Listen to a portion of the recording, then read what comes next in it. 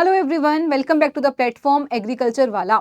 आज के सेशन में आपको कंप्लीट गाइड किया जाएगा सीयूटी यूजी में जो हमारा सब्जेक्ट है एग्रीकल्चर, उसके सारे सिलेबस को हम सिंप्लीफाई करके समझते हैं कि एग्रीकल्चर में जब हम बात करते हैं तो हमारा उसमें क्या क्या सिलेबस रहेगा 2025 के लिए। तो कंप्लीट आज की वीडियो में अगर आपको कोई भी परेशानी आ रही है कि भाई एग्रीकल्चर का सिलेबस कौन से सब्जेक्ट कैसे हमें पढ़ने हैं, तो हम उसके बारे में आज कंप्लीट बात करेंगे। तो यहाँ पे सबसे पहले जब हम सीयूटी यूजी की बात करते हैं, इसके सिलेबस के बारे में देखें तो यहाँ पर हमारे सामने कुछ सब्जेक्ट्स हैं। मैं आपको कंप्लीट इसमें बताऊंगी क्या क्या वो सब्जेक्ट्स हैं। सबसे पहले हम बात करेंगे जो आपके सिलेबस में बिल्कुल प्री डिफाइंड है कि आपको Agromet, genetics, plant breeding, biochem and microbio के बारे में पढ़ना है। अब अगला क्वेश्चन आता है कि इसमें भी क्या पार्ट हमें पढ़ना है, तो बिल्कुल उसे भी डिफाइन करके बताया गया है कि भाई अगर हम एग्रोमेट्रोलॉजी की बात कर रहे हैं तो एग्रोमेट में क्या क्या इंपॉर्टेंट पॉइंट्स हैं, जैसे कि आपको उसमें वेदर कि जो पैटर्न्स हो गए, रेनफॉल हो गए, हमें वो पढ़ने हैं। उसके एलिमेंट्स क्या हैं, temperature, humidity, velocity, sunshine, weather forecasting, climate change, हमारी क्रॉप्स के साथ वो कैसे रिलेटेड है, इन सबको हमें पढ़ते हुए चलना है। और आखिरी में मॉनसून इन इंडिया किस तरीके से, कैसे, कब होते हैं। ठीक है, नॉर्थ ईस्ट मॉनसून हो गया, साउथ ईस्ट हो गया, क्या कुछ है हमें उसके बारे में पता होना चाहिए।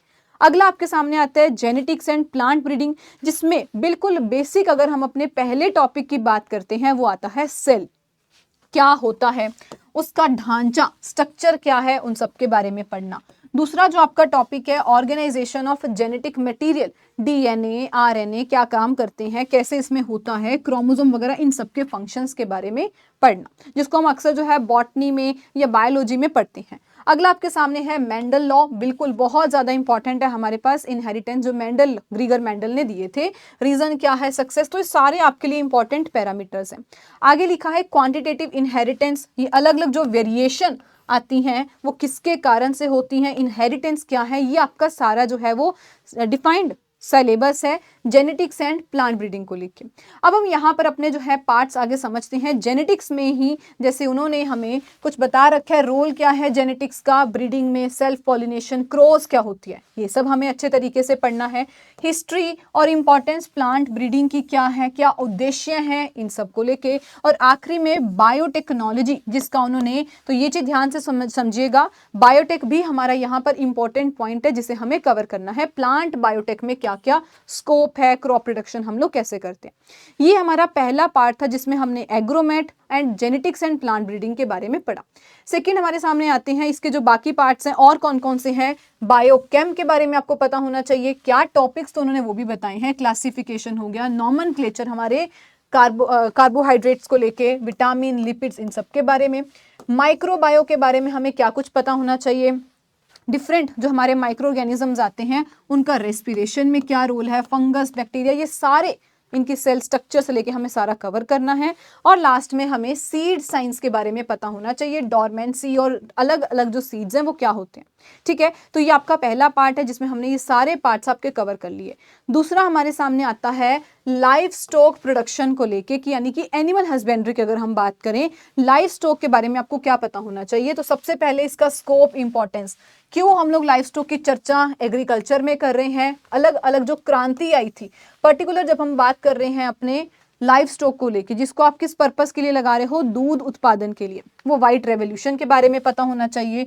इंपॉर्टेंट जो ब्रीड्स हैं हमारी अपनी और जो एग्जॉटिक है वो कौन कौन सी हैं, अलग अलग, शीप की, भेड़ की, बकरी की, पोल्ट्री की, गाय, भैंस, इन सब की हमें पता होनी चाहिए। आगे कुछ जो और इंपॉर्टेंट टॉपिक है वो है इनका देखभाल हमें कैसे करनी है, केयर एंड मैनेजमेंट पे सारे आपके इंपॉर्टेंट जो टॉपिक्स हैं वो यहाँ पे दिए हैं, जैसे कि बीमार हमारे जो एनिमल्स होते हैं उनकी कैसे वो सिक हमें जो है दिखते हैं, उनके क्या सिम्टम्स होते हैं, इन सब के बारे में। इवन उन्होंने यहाँ पर कुछ हमें जो है बीमारियों के नाम भी लिख दिए कि इन सब के बारे में तो पढ़ना ही है। ब्लैक क्वार्टर हो गया, फुट एंड माउथ डिजीज हो गया, मैस्टिस क्या होता है, ये सब चीज़ों के बारे में। उसके अलावा जो हमारे पास आता है आर्टिफिशियल इंसेमिनेशन को लेके, अलग अलग जो हमारे पास प्रोडक्ट्स हैं लाइफ स्टॉक के वो कौन कौन से हैं। और एंड में एक उन्होंने सेक्टर दिया है हमें फिशरीज के बारे में, कि इसके बारे में जो जर्नल करेक्टरिस्टिक्स हैं हमारे फिश के, अलग अलग फिशेस क्या होती हैं, तो बिल्कुल हमें ये कवर करना है। ये आपका था चैप्टर सेकंड की अगर हम बात करते हैं, unit second life stock production को लेके। नेक्स्ट हमारे सामने आती है क्रॉप प्रोडक्शन, या जिसे हम लोग एग्रोनॉमी का नाम दे देते हैं। इसमें आपके पास पहली बात, सबसे पहली जो बेसिक चीज आती है वो आता है इसकी इंट्रोडक्शन कैसी हुई है, अलग अलग फूड ग्रेन उत्पादन कैसे हैं, हम कैसे उसको सस्टेनेबल तरीके से यूज कर रहे हैं, एग्रीकल्चर का महत्व और उसका स्कोप हमारे भारत में कैसा है। ठीक है, ये सारे टॉपिक करने हैं। फिर हमें इनकी क्लासिफिकेशन यानी कि वर्गीकरण के बारे में पढ़ना है, कौन सी हमारी फॉडर, सीरियल, अलग अलग पर्पस के लिए जिसे हम यूज करते हैं, तिलहन फसलें हमारी कौन सी हैं, ऑयल सीड। और कुछ और टॉपिक्स देखें तो क्रॉप प्रोडक्शन में ही सॉइल फर्टिलिटी, क्योंकि इसमें हम दोनों पार्ट समझते हैं, सॉइल फर्टिलिटी, सॉइल के बारे में, मैन्योर, उर्वरक हमें कौन से यूज करने हैं, ये सारे आपके वो टॉपिक रहेंगे। सॉइल की एनालिसिस करनी है, ऑर्गेनिक मैन्योर, फर्टिलाइजर कौन से होते हैं, असेंशियल जो हमारे प्लांट न्यूट्रिएंट कौन से हैं, सॉइल की हेल्थ यानी कि हमें कुल मिला के देखनी है, पीएच कैसी है, उसका टेक्सचर कैसा है, स्ट्रक्चर कैसा है। क्लियर। उसके बाद आगे चलें तो जो आपका यूनिट 3, अभी उसी में हम आगे कंटिन्यू करते हैं, इरिगेशन और ड्रेनेज के टॉपिक। क्या क्या अलग अलग हमारे सोर्सेज होते हैं इरिगेशन के, कैसे हमें किस टाइम पर उसकी स्केड्यूलिंग करवानी है बेस्ड ऑन उसकी इंपॉर्टेंट जो है वो स्टेज, अवस्था कौन सी है, वाटर रिक्वायरमेंट अलग अलग क्रॉप की कैसी है, irrigation, water quality and watershed management, ये सारे हमारे टॉपिक हैं यूनिट 3 क्रॉप प्रोडक्शन में से। कुछ और टॉपिक्स जैसे कि वीड, क्योंकि अब अगर क्रॉप्स लगा रहे हैं तो बिल्कुल उसमें वीड की दिक्कत आएगी, उसके क्या मेथड्स हैं, कैसे हम इंटीग्रेटेड वीड मैनेजमेंट, क्योंकि ये वो टॉपिक है जहां पर बहुत ज़्यादा फोकस किया जा रहा है कि हमें केमिकल्स नहीं बाकी अलग अलग तरीके भी यूज़ करने हैं। अगला आपके सामने है कि हमारी जो क्रॉप्स हैं उसमें अलग अलग जो प्रैक्टिस होती हैं कि भाई उसको कितने आप समय पर, time of sowing, time of transplanting, harvesting, critical stages कौन सी है, सीड का ट्रीटमेंट कब देना है, फर्टिलाइजर कब डालने हैं, कैसे डालने हैं, ये सारी चीज़ों को आपको इसमें कंप्लीट पढ़ना है। पोस्ट हार्वेस्ट टेक्नोलॉजी क्या है, ये सब चीज़ों के बारे में। और कुछ जो क्रॉप्स हमें क्लियरली यहाँ पर मेंशन भी है, marketing of major field crops. ठीक है, ये सारे आपके रहेंगे यूनिट 3 में। 4th की बात करें तो अच्छा ये भी 3 है। मॉडर्न एग्रीकल्चर में आए तो नेचुरल फार्मिंग, बहुत ज्यादा फोकस किया जा रहा है नेचुरल फार्मिंग पर, रिमोट सेंसिंग पर, ऑर्गेनिक फार्मिंग पर। नेक्स्ट हमारे सामने हॉर्टिकल्चर आता है जिसमें बेसिक सबसे पहले हम पढ़ेंगे फ्रूट्स वेजिटेबल क्या इंपॉर्टेंस है और हमें क्यों अलग अलग डाइवर्सिफिकेशन पे फोकस किया जा रहा है, बाग क्या होता है, अलग अलग जो इसके लेआउट्स हैं वो क्या है और कैसे हम सजावट पर्पस के लिए लगाते हैं।